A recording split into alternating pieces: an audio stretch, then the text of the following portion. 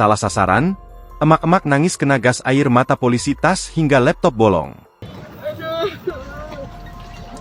panas banget punggungnya.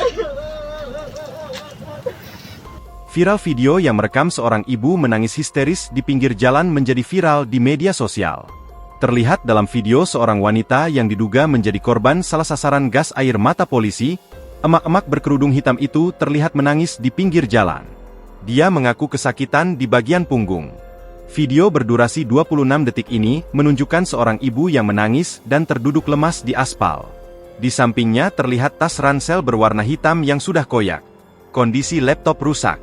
Dalam video itu, terdengar suara ibu tersebut yang histeris dan berulang kali mengatakan bahwa laptopnya hancur.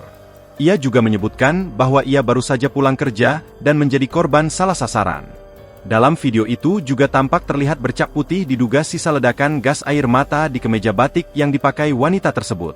Emak-emak berkerudung itu mengaku insiden tersebut terjadi saat dirinya melintas di kawasan Slipi, Jakarta Barat yang diketahui titik lokasi bentrok antara pendemo dan aparat. Sekarang menghadirkan lokal menjadi Indonesia.